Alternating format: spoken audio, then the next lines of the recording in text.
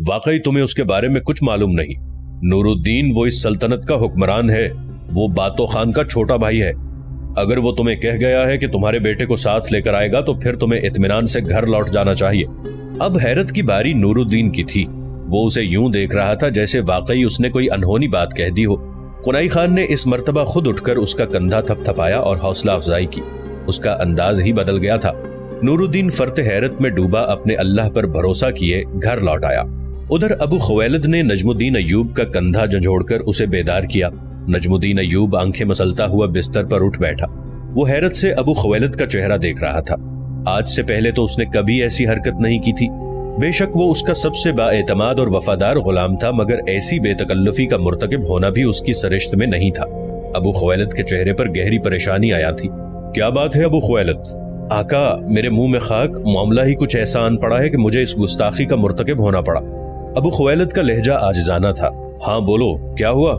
Ismail Ayyubi ने दीगर उमरा के साथ मिलकर बगावत का आलम बुलंद कर दिया है। अभी अभी मुखबिर ने इत्तला दी है कि वो दमिश्क से निकलकर करीबी शहरों पर हमला आवर होने और उन्हें लूट मार का निशाना बनाने की मंसूबाबंदी कर रहे हैं। ठीक है, तुम फौरन मेरी रवानगी का इंतजाम करो, मैं खुद वहां पहुंचकर उनको देख लूंगा। नजमुद्दीन अय्यूब बिस्तर में से निकलता हुआ बोला। अलसुब एक बुरी खबर सुनने के बाद भी उसका चेहरा परेशानी के तासुर से बिल्कुल पाक था। उसने इस खबर को यूं सुना था जैसे कोई बड़ी बात रूनुमा नहीं हुई थी। अबू खुवैलिद हुक्म पाते ही तेजी से बाहर निकल गया। नजमुद्दीन अय्यूब अपने मुंतखब करदा गवर्नर इस्माइल अय्यूबी के बारे में सोच रहा था कि उसे ये मजमूम हरकत करने की जरूरत क्यों पेश आई। उसने वसवसों को झटका और नहाने के लिए हम्माम में घुस गया। जैसा कि पहले बताया जा चुका है कि मुल्कुल कामिल ने अपनी जिंदगी में शाम, फिलिस्तीन और मिस्र के तमाम इलाकों को फतह कर लिया था। उसकी जिंदगी में ही यरूशलेम और फिलिस्तीन के कुछ इलाके फ्रेडरिक सानी को दे दिए गए थे, जिनमें बैतुल मक़दिस, बैतुल लहम, नासरिया और याफा के इलाके शामिल थे। अक्का के वस्ती शहर भी उसके हवाले कर दिए गए थे। इस तमाम सूरत हाल का बुनियादी मकसद सिर्फ मुल्कुल कामिल की वसी व अरीज हुकूमत को मजबूत तर बनाना था। जब उसकी वफात का वक्त आन पहुंचा तो उसने अपनी सल्तनत को 4 हिस्सों में बांट दिया। मिस्र अपने 9 उम्र बेटे सैफुद्दीन अबू बकर को दे दिया। शाम और उससे मुल्हिका इलाके मुल्कुल जवाद को दे दिए। नजमुद्दीन अय्यूब ने इस्माइल अय्यूबी को दमिश्क में अपना गवर्नर बना रखा था। बसरा, वासित और नाबलस के इलाकों में उसका एक निहायत वफादार तुर्क गुलाम हुक्मरानी के फराइज संभाले हुए था। इस्माइल अय्यूबी की बगावत बेहद परेशान कुन थी, क्योंकि इस तरह सल्तनत के दीगर हिस्सों में भी फूट पड़ सकती थी और सलीबियों को मुसलमानों पर हमला आवर होने का सुनहरा मौका मिल सकता था। उसी दिन उजलत में तैयारी मुकम्मल की गई और नजमुद्दीन अय्यूब अपने गुलामों की कसीर जमात के साथ दमिश्क रवाना हो गया। अभी वो रास्ते में ही था कि उसे दूसरी इत्तला मिली कि शाह रोम कैकबाद बिन खुसरो बिन खलीज अरसलान ने अपनी अफवाज के साथ दमिश्क पर हमला कर दिया है। इस्माइल अय्यूबी को मौत के घाट उतार दिया गया है और दमिश्क पर कब्जा कर लिया गया है। रूमी अफवाज दमिश्क में लूटमार कर रही हैं और उसे ताख्तो ताराज करने में मशगूल हैं। नजमुद्दीन अय्यूब ने अपने भाई मुल्कुल जवाद के साथ नाबलस में मुलाकात की और उससे मदद मांगी। दोनों ने मिलकर रूमी लश्कर पर हमला कर दिया। दमिश्क शहर से बाहर घुमसान का रन पड़ा। रूमी लश्कर का दायां बाजू हमले के साथ माले गनीमत की निगरानी पर मामूर था। नजमुद्दीन अय्यूब ने अपने दस्तों के हमरा इसी जानिब से हमलों की शिद्दत बढ़ाई। उसके तुर्क, गर्जिस्तानी और अफ्रीकी गुलाम भी उसके शाना बशाना लड़ रहे थे। बैबरस का किसी अमली जंग में हिस्सा लेने का पहला मौका था। ये उसका पहला अस्करी तजर्बा था। बैबरस ने अपनी जिंदगी की पहली जंग एक बड़े हरीफ रूमी लश्कर के साथ लड़ी थी। रूमियों के शाना बशाना सलीबी नाइट भी थे। बैबरस ने अपने मखसूस तुर्क और मंगोलियाना हिकमत अमली से रूमी अफवाज को परेशान कर दिया था। नजमुद्दीन अय्यूब ने बैबरस की लड़ाई का अंदाज बगौर देखा। कई बार उसके लबों से बेअख्तियार तहसीन और आफरीन आमेज कलिमात निकल जाते। तमाम दिन हक व बातिल का ये मारका जारी रहा। कुछ सलीबी दस्ते रूमी अफवाज के साथ तो जरूर थे, मगर उन्होंने बराह रास्त जंग में हिस्सा नहीं लिया था। ये मुल्कुल कामिल से किए गए मुआहदे का असर था, या वो पहले ही ताड़ गए थे कि यहाँ उनकी दाल नहीं गल पाएगी। शाम होने से पहले ही जंग का फैसला हो गया। रूमी लश्कर माले गनीमत छोड़कर फरार हो गया। मलकुल जवाद और नजमुद्दीन अय्यूब ने काफी दूर तक उनका ताक़ुब किया। दोनों साहिबान फतह नुसरत से हमकिनार मगरिब के वक्त दमिश्क में दाखिल हुए। दमिश्क में हालात को दोबारा काबू में लाया गया।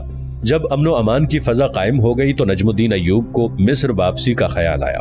ये पहली मर्तबा हुआ था कि वो मिस्री लश्कर को साथ नहीं लाया था। उसका ख्याल था कि इस्माइल अय्यूबी और बागियों को वो गुलामों की फौज से ही संभाल लेगा। रूमी लश्कर के हमला आवर होने का तो उसे दूर दूर तक शायबा नहीं था।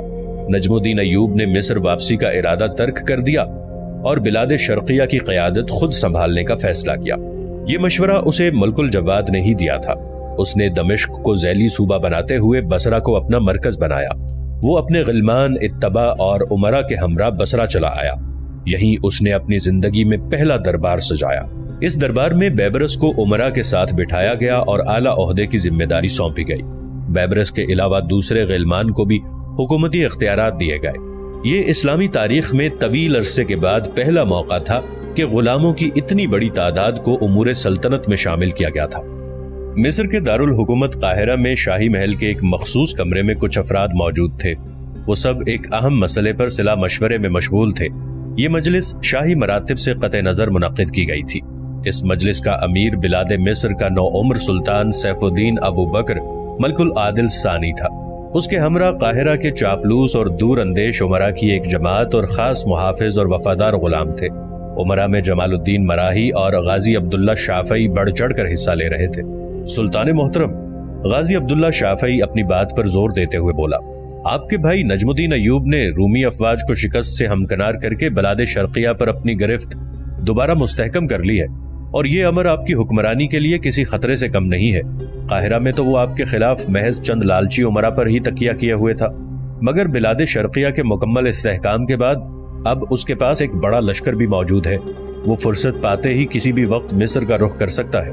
آپ کو قبل از وقت اپنی حفاظت کے بارے میں کامل توجہ دینا چاہیے، خصوصاً ان امراء کو گرفتار کرتے ہوئے زندان میں ڈال دینا چاہیے جو کہ اس سے تعاون کر رہے ہیں۔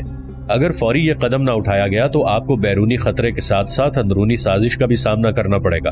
اس بارے میں ذرا بھی تامل سے کام نہیں لینا چاہیے۔ سلطان مکرم، جمال الدین المراہی اس کی بات مکمل کرتے ہوئے تیزی سے بولا، میں نے آپ کو پہلے ہی خبردار کر دیا تھا کہ نجم الدین ایوب کے ارادے نیک نہیں ہیں۔ وہ آپ کی کم عمری کا فائدہ اٹھانا چاہتا ہے۔ اس کا بنیادی مقصد محض اقتدار کا حصول ہے۔ رشتے ناتے اس کی نگاہ میں کوئی حیثیت نہیں رکھتے۔ ویسے امور سلطنت میں کوئی کسی کا بھائی یا بیٹا نہیں ہوا کرتا۔ آپ کو فوری کوئی عملی قدم اٹھانا چاہیے، کہیں ایسا نہ ہو کہ دیر ہو جائے۔ ابن مقصنکر، سیف الدین ابو بکر نے اپنے دانا اور وفادار غلام کی جانب دیکھتے ہوئے پوچھا، تم اس بارے میں کیا کہتے ہو؟ آقا، وہ مؤدب انداز میں گویا ہوا، آپ کا اقبال بلند ہو۔ امرائے مصر کی موجودگی میں بھلا میری کیا رائے ہو سکتی ہے؟ بہرحال میری ناقص رائے میں نجم الدین ایوب کو کسی ایسی دشواری میں مبتلا کر دینا مناسب ہوگا جس میں الجھ کر وہ بلاد مصر کا رخ کرنا بھول جائے۔ امیر الحاجب، تمہارا کیا مشورہ ہے؟ میں آپ کے غلام سے کامل متفق ہوں۔ یہی واحد اور محفوظ راستہ ہے کہ نجم الدین ایوب کو دوسرے امور میں الجھا دیا جائے، لیکن یہ سلسلہ کڑی در کڑی جاری رہنا چاہیے تاکہ اسے اپنی فکر پڑ جائے اور وہ انہی مشکلات میں الجھ جائے۔ اس طرح آپ کی حیثیت بھی پردے میں رہ جائے گی اور اسے ذرا بھر شک نہیں ہوگا کہ یہ سب آپ کا کیا دھرا ہے۔ غازی، تم کیا کہتے ہو؟ سلطان محترم، غازی عبداللہ شافعی تفکر آمیز لہجے میں بولا، یہ تجویز بری نہیں ہے، مگر یہ سب اتنا آسان بھی نہیں ہے۔ نجم الدین ایوب کوئی بچہ نہیں ہے کہ اسے معلوم نہ ہو سکے کہ حالات کا یہ کھیل کس کا رچایا ہوا ہے اور اسے جان بوجھ کر کسی جال میں پھنسایا جا رہا ہے۔ میرے خیال میں شاہ روم کو دوبارہ جنگ کی ترغیب دی جائے اور مصری افواج سے مکمل تعاون کی یقین دہانی کرائی جائے۔ اس طرح آپ کو دو فائدے حاصل ہوں گے، ایک تو شاہ روم سے آپ کے دوستانہ تعلقات کی نوعیت مزید مستحکم ہو جائے گی، جن کی بنا پر وہ بلاد مصر پر حملہ آور ہونے کی کوشش نہیں کرے گا، اور دوسرا گزشتہ دنوں دمشق کے مارکے میں نجم الدین ایوب کے ہاتھوں اٹھائی گئی ہزیمت کو بھی تسکین ملے گی۔ ممکن ہے کہ اس جنگ میں نجم الدین ایوب مارا جائے، ورنہ دوسری صورت میں اسے گرفتار کر کے قیدی بنا لیا جائے گا اور آپ کے مستقبل پر موجود ایک بڑا خطرہ ہمیشہ کے لیے دم توڑ دے گا۔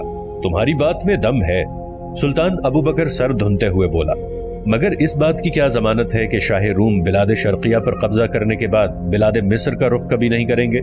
بلکہ اگر وہ بلاد شرقیہ پر قابض ہونے میں کامیاب ہو گئے تو وہ ارد گرد کی تمام ریاستوں کو بھی ہڑپ کرنے کی کوشش کریں گے۔ کیا تم ماضی کی مثالیں بھول گئے ہو؟ نصارہ ہمیشہ وعدہ خلافی کے مرتکب ہوئے ہیں۔ میں کم از کم شاہ روم پر کسی قسم کے بھروسہ نہیں کر سکتا۔ کوئی اور حل تم لوگوں کے ذہن میں ہو تو وہ بیان کرو۔ سلطان محترم، عقبی پہلو میں بیٹھا امیر دھیمے لہجے میں بولا۔ تمام لوگوں کی نگاہیں اس پر مرتکز ہو گئیں۔ وہ امیر تمام گفتگو میں بالکل خاموش رہا تھا۔ آپ اگر اپنے چچا عماد الدین سے مدد حاصل کریں تو وہ سب سے زیادہ مناسب ہوگا۔ کھل کر بتاؤ کیا کہنا چاہتے ہو؟ سلطان محترم، میری ناقص رائے یہ ہے کہ آپ اپنے چچا عماد الدین اسماعیل کو ایک مراسلہ بھیجیں جس میں نجم الدین ایوب کی سابقہ سازشوں اور کارستانیوں کا حال تفصیل سے موجود ہو۔ ان سے گزارش کی جائے کہ وہ نجم الدین ایوب کے علاقوں پر حملہ کر کے قابض ہو جائیں اور اسے گرفتار کر کے زندان خانے میں ڈال دیں۔ ہمیں بلاد شرقیہ سے کوئی دلچسپی نہیں ہے۔ عماد الدین اسماعیل آپ کے حقیقی چچا ہیں، ان سے یقیناً آپ کو کسی قسم کا خطرہ نہیں ہوگا۔ جہاں تک میری معلومات ہیں انہیں بلاد شرقیہ سے خاصی رغبت ہے، وہ بلاد مصر کا رخ کرنا خلاف طبیعت سمجھیں گے۔ بہت خوب۔ سلطان سیف الدین ابو بکر اپنی جگہ بیٹھے بیٹھے بے اختیار جھوم سا گیا۔ تمہاری رائے سب سے زیادہ معقول ہے۔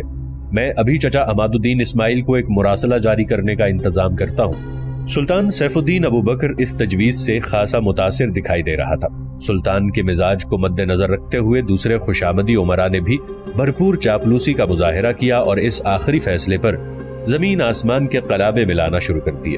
نو عمر سلطان نے اسی وقت کاتب کو طلب کیا اور ان امراء کے باہمی صلاح و مشورے سے شاہی مراسلہ چچا عماد الدین اسماعیل کے نام لکھوایا، جس میں نجم الدین ایوب پر محل سلطانی کے خلاف سازش کرنے کے علاوہ کئی دوسرے کڑے الزامات عائد کیے گئے تھے۔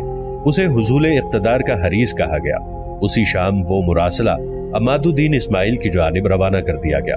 ادھر اردو زریں کے دارالحکومت سرائے سے ایک گھڑ سوار تیزی سے نکلتا ہوا مشرق کی جانب روانہ ہو گیا۔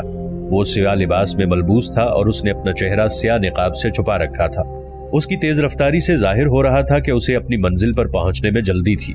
نصف دن کے مسلسل اور تھکا دینے والی مسافت طے کرنے کے بعد وہ ایک بستی کے پاس جا پہنچا جو کہ قرناقہ کے نام سے مشہور تھی۔ یہ ایک چھوٹا سا شہر تھا جہاں منگولوں کا خاص قبیلہ ازقائی آباد تھا۔ یہ قبیلہ منگولوں میں ممتاز حیثیت کا حامل تھا۔ حب الوطنی کے علاوہ جو چیز ان میں عام پائی جاتی تھی وہ انسانی اقدار کا احترام تھا۔ چنگیز خان کے لشکر میں رہتے ہوئے بھی ان لوگوں نے قتل و غارت اور طاقت و تاراجی سے ممکنہ طور پر گریز کیا تھا۔ اجڑے ہوئے شہروں کو آباد کرنے اور لوگوں میں خوف و ہراس کو ختم کرنے میں ان کا کردار بڑا نمایاں رہا تھا۔ گھڑ سوار تیزی سے ان کی بستی میں داخل ہوا اور سیدھا وسطی حصے میں جا پہنچا۔ کئی لوگوں نے مڑ کر اس پر ایک سرسری نگاہ ڈالی اور پھر اپنے کاموں میں مشغول ہو گئے۔ شاید اس طرح کے لوگوں کی آمد ان کے لیے کوئی انوکھی بات نہیں تھی۔ گھڑ سوار ایک بڑے پختہ مکان کے سامنے جا ٹھہرا۔ پختہ مکانات تو اس بستی میں چند ہی تھے، زیادہ تر لوگ خیموں میں رہتے تھے۔ یہ پختہ مکان ان کے سردار مانجی خان کا تھا۔ مکان کے باہر کھڑے محافظ نے آگے بڑھ کر گھوڑے کی لگام تھامی۔ دوسرے ہی لمحے گھڑ سوار جھٹکے سے زمین پر اتر آیا۔ اس نے گردن کو جنبش دی تو وہ محافظ گھوڑے کو لے کر ایک طرف چل پڑا۔ گھڑ سوار نے لمحہ بھر کے لیے اس پر نگاہ ڈالی، اس کے بعد اس کے قدم مکان کے صدر دروازے کی جانب اٹھ گئے۔ کچھ ہی لمحوں بعد وہ سردار مانجی خان کے روبرو موجود تھا۔ مانجی خان اجنبی نگاہوں سے اسے دیکھ رہا تھا۔ اس کی آنکھوں میں تشویش کے ساتھ ساتھ کئی سوال منڈرا رہے تھے۔ گھڑ سوار نے اپنے چہرے سے جو ہی ڈھانا ہٹایا تو مانجی خان اپنی جگہ پہلو بدل کر رہ گیا۔ وہ بے حد خوبصورت منگول دوشیزہ تھی۔ تم کون ہو اور کیا چاہتی ہو؟ مانجی خان شاید ابھی تک کچھ بھی سمجھ نہیں پایا تھا۔ سردار مانجی خان، اس کے نرم و نازک لب ہلے، میں تم سے جاویدانی آسمان کے نام پر مدد طلب کرنے آئی ہوں۔ میں کون ہوں یہ تمہارے لیے اہم نہیں، بس یہ سمجھ لو کہ میں مصائب کی ماری ہوں۔ بھلا میں تمہاری کیا مدد کر سکتا ہوں؟ میرے باپ نے ایک مسلمان خاندان کو امان دے رکھی تھی، اس طرح وہ ہمارے معزز مہمان تھے۔ ہمیں منگولیانہ روایات کے مطابق ان کی مکمل حفاظت کرنا تھی۔ اس مسلمان خاندان کے سربراہ کا ایک طاقتور قبیلے سے جھگڑا ہو گیا جس پر وہ اسے قتل کرنے پر تل گیا۔ اتفاق سے اس قبیلے کا ایک فرد مسلمانوں کے ہاتھوں قتل ہو گیا۔ یہ ان کے غصے کو بھڑکانے کے لیے کافی تھا۔ انہوں نے سب باتوں کو پس پشت ڈالتے ہوئے اس خاندان پر حملہ کر دیا۔ ان لوگوں کے تحفظ کی خاطر میرا باپ اور بھائی دونوں خونی میدان میں اتر آئے اور پھر دیکھتے ہی دیکھتے اس قبیلے نے اس مسلمان خاندان کے بزرگ لوگوں کو بڑی بے دردی سے قتل کر دیا۔ عورتوں کی پامالی کی گئی اور میرے باپ اور بھائی کو ان کی مدد کرنے کے جرم میں موت کے گھاٹ اتار دیا گیا۔ وہ پری پیکر بولتے بولتے رک گئی تھی۔ دبی دبی سی سسکیاں اس کی لگی۔ اس کی آنکھوں میں شبنم کے موتی جگمگانے لگے۔ میں سب سمجھ گیا ہوں، تم بالکل فکر نہ کرو، میں تمہاری ہر طرح سے مدد کرنے کو تیار ہوں۔ تم یہ واضح کرو کہ تم اب کیا چاہتی ہو۔ میں اب اس لیے آپ کے پاس آئی ہوں کہ اس مسلمان خاندان کا ایک نوجوان ابھی تک ان لوگوں کے قبضے میں ہے اور مجھے پتا چلا ہے کہ اسے چند دنوں میں قتل کر دیا جائے گا۔ میں یہ چاہتی ہوں کہ میرے باپ نے جس خاندان کو امان دی تھی کم از کم اس کا آخری چشم و چراغ زندہ بچ جائے۔ وہ اپنے پلو سے آنسو صاف کرنے کی کوشش کرنے لگی۔ میں اپنے تئیں پوری کوشش کروں گا کہ اسے زندہ بچا لوں، مگر ابھی تک تم نے ان لوگوں کی بابت کچھ نہیں بتایا جنہوں نے یہ ظلم ڈھایا ہے۔ وہ سرخ قبیلے کے لوگ تھے. میں نہیں جانتی کہ ان کا تعلق کس طبقے سے تھا. سرخ قبیلہ؟ ماجی خان حقارت سے بولا. منگولوں میں سے اگر یہ قبیلہ مٹ جائے تو خون کی ندیاں بہنا ہمیشہ کے لیے بند ہو جائیں. خون کے پیاسے وحشی درندے. اس کے لہجے میں ان کے لیے گہری نفرت موجود تھی.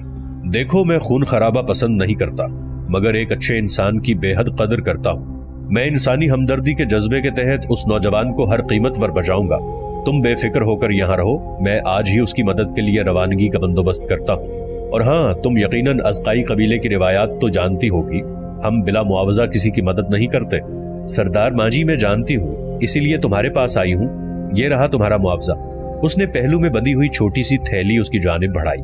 سردار ماجی خان نے تیزی سے وہ تھیلی تھامی اور اپنے ہاتھ پر الٹ دی. اس میں بڑی مقدار میں سونے کے سکے موجود تھے.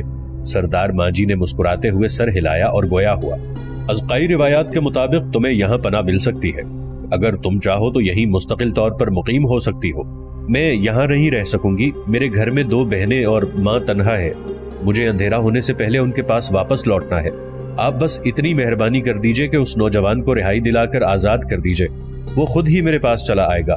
اس نے نفی میں سر ہلاتے ہوئے جواب دیا. جیسی تمہاری مرضی. اگر تم چاہو تو اپنے کنبے کے ہمراہ مستقل طور پر یہیں آ سکتی ہو. اس امر کا فیصلہ میں وقت آنے پر کروں گی کہ کیا کرنا چاہیے. پہلے آپ اس نوجوان کے بارے میں کچھ کیجئے. یہ نہ ہو کہ وہ بھی بے گناہ مارا جائے. میں آپ کی اس مدد کے لیے ہمیشہ مشکور رہوں گی. میرے باپ اور بھائی کی ارواح آپ پر سلامتی بھیجیں گی. ماجی خان اگر کوئی وعدہ کر لے تو اس پر ہر قیمت پر پورا اترتا ہے، چاہے اس میں اس کی اپنی جان بھی کیوں نہ چلی جائے. تم بے فکر ہو کر اپنے گھر جاؤ. جلد ہی وہ نوجوان اپنے قدموں پر چل کر تمہارے پاس پہنچ جائے گا. ماجی خان فرط جذبات میں سرشار دکھائی دے رہا تھا. وہ اٹھ کھڑی ہوئی. اس نے اپنے لبادے کو درست کیا اور چہرے کو دوبارہ نقاب میں چھپا لیا. اس نے روانگی کی اجازت طلب کی تو ماجی خان چونک کر بولا. تمہارا نام کیا ہے؟ میں اس نوجوان کو کیا بتاؤں گا کہ تمہاری اس آزادی کی سفارش کس ماہ پیکر نے کی تھی؟ اس سے صرف اتنا کہہ دیجیے گا کہ جو کچھ گل سے ہو سکا اس نے کر دیا. ماجی خان حنقوں کی طرح دیدے پھاڑے کھڑا رہا. وہ تیزی سے باہر کی جانب لپکی اور دیکھتے ہی دیکھتے بستی سے دور ہوتی چلی گئی. وہ گل وقوز تھی، قونائی خان کی بیٹی اور مطیع الدین پر جان نثار کرنے والی محبوبہ. اس کے ذہن میں یہ انوکھی ترکیب آئی تھی. اس نے بظاہر جھوٹ سے کام لیا تھا، مگر اس کا جھوٹ ہی مطیع الدین کی زندگی بچا سکتا تھا. ماجی خان براہ راست حملے کی بجائے چوری چھپے واردات کرنے کا عادی تھا. اسے اپنے طریقوں پر بے حد ناز تھا کہ وہ انسانی زندگی کو بچانے کے لیے انوکھے انداز میں کام کرتا ہے. گل وقوز کی بھی یہی خواہش تھی کہ کسی بھی انسانی جان کے ضیاء کے بغیر ہی مطیع الدین اپنے گھر لوٹ آئے. سرخ قبیلہ اس کی سوتیلی ماں کا میگا بھی تھا. وہ اچھی طرح جانتی تھی کہ وہ لوگ مسلمانوں سے بے حد نفرت کرتے ہیں اور انہیں قتل کرنے میں ذرا بھر تساہل سے کام نہیں لیتے. اس کے ذہین دماغ نے اسے اکسایا اور وہ اپنے گھر سے دور تن تنہا یہاں تک پہنچ گئی. ادھر بصرہ میں رہتے ہوئے دمشق کی گلیاں بیبرس کو یاد آ رہی تھی. اسے بلاد شرقیہ میں آئے ہوئے 6 ماہ بیت چکے تھے، مگر وہ دیگر کاموں میں اتنا مصروف رہا کہ اسے اپنی خبر تک نہ رہی.